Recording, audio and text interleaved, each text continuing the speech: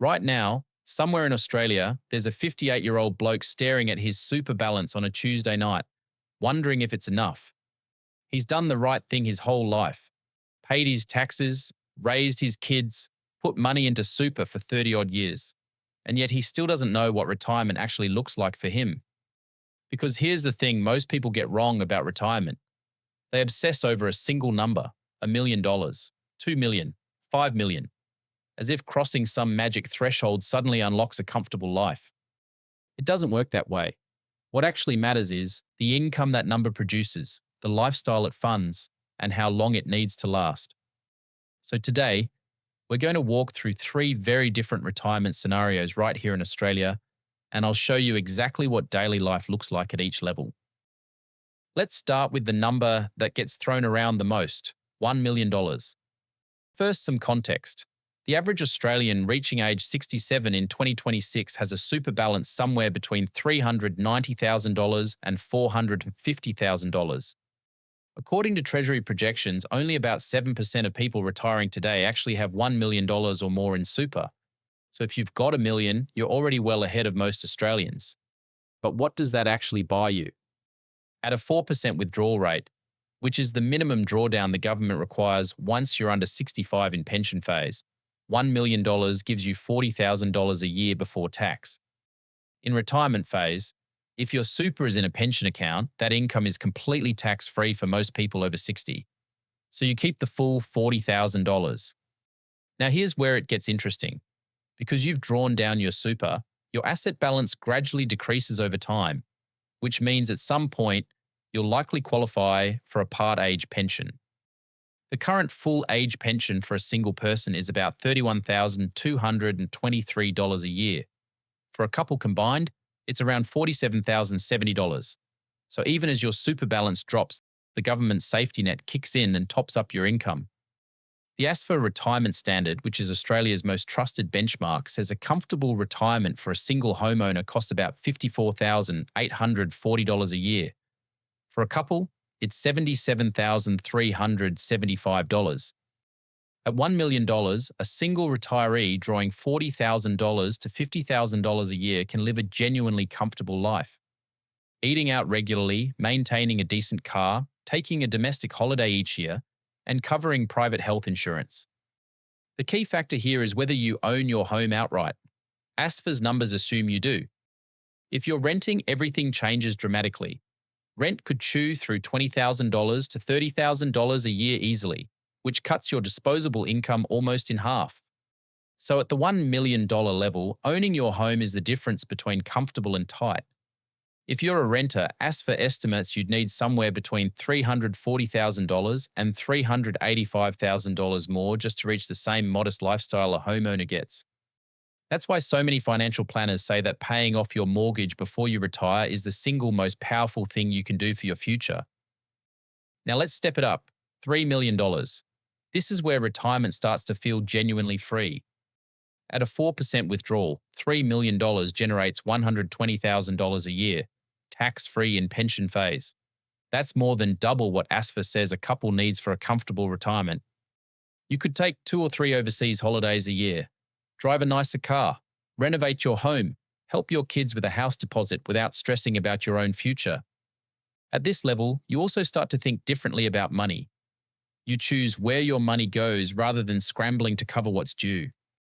That psychological shift from scarcity to choice is one of the most underrated benefits of having more than enough. But there's something you need to know if you're approaching the $3 million mark. From the 1st of July 2026, Division 296 kicks in. This is a new tax on super balances above $3 million. The earnings on the portion above $3 million will be taxed an additional 15%, bringing the effective tax rate on those earnings to 30%. So if you're in the $3 million zone, it's worth talking to a financial advisor about structuring your assets. You might hold some wealth outside of super in your own name or in a family trust to stay under that threshold. There's also the transfer balance cap to consider. Right now, in 2025 to 26, you can move up to $2 million into the tax-free pension phase of super. From July 2026, that cap rises slightly to $2.1 million. So if you've got $3 million in super, only $2 million of it sits in that beautiful tax-free zone. The rest stays in the accumulation phase, where earnings are taxed at 15%. Even with those tax considerations, a $3 million retiree has an extraordinary level of financial freedom. Your biggest risk isn't running out of money, it's lifestyle creep. When you know the money is there, it's easy to let spending gradually climb. And here's what catches people off guard. At $3 million, you won't qualify for any age pension at all. Your assets are too high. That means every dollar of your retirement income comes from your own savings. So while the money is clearly there, you need a proper drawdown strategy. You need to know exactly how much you're pulling out each year, how your investments are allocated, and how long your money needs to last based on your health and your plans. Now let's talk about the top tier, $5 million. At 4%, $5 million throws off $200,000 a year. Even after accounting for Division 296 on the portion above $3 million, and the fact that only $2 million sits in tax-free pension phase, you're still looking at somewhere around $170,000 to $180,000 in after-tax income. At this level, retirement looks completely different. You're not just comfortable, you have genuine choices. You could spend 3 months a year in Europe. You could own a holiday property on the coast. You could fund your grandchildren's education. You could donate to causes you care about and leave a meaningful legacy. You also have the power to say yes to almost anything without hesitation. Your daughter wants to open a small business and needs $50,000 to get started? Done. A health issue pops up and you want the best specialist in the country? Book tomorrow. You fancy spending a whole winter in Queensland instead of shivering through a Melbourne July? You just go. The other thing that changes at $5 million is your relationship with legacy. You're no longer just funding your own retirement.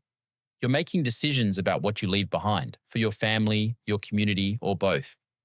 Estate planning becomes just as important as retirement planning. And that's a conversation worth having with a professional sooner rather than later. So what's the real takeaway from all of this?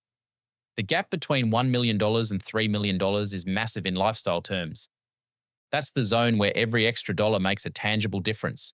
More travel, more freedom, more peace of mind. The gap between $3 million and $5 million is much smaller in terms of actual daily happiness.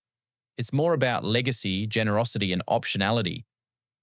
And here's what nobody in the super industry wants to tell you.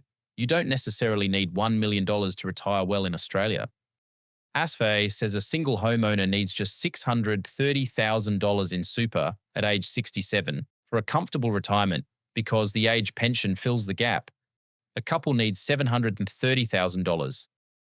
The system is designed to work together, your super plus the pension. The real question isn't how much do I need? It's what kind of life do I want and what does that cost? Work backwards from your ideal week. What do you spend on groceries, on fuel, on hobbies, on travel? Add it up. That annual number is your target. Then figure out what combination of super, pension, and other income gets you there. Because at the end of the day, retirement isn't about reaching a number on a screen. It's about waking up on a Monday morning and choosing how you spend your time. Whether that's gardening, traveling, volunteering, or just sitting on the back deck with a coffee and nowhere to be. If this helped you see retirement more clearly, hit that subscribe and turn on notifications. Thanks for watching, and I'll see you in the next one.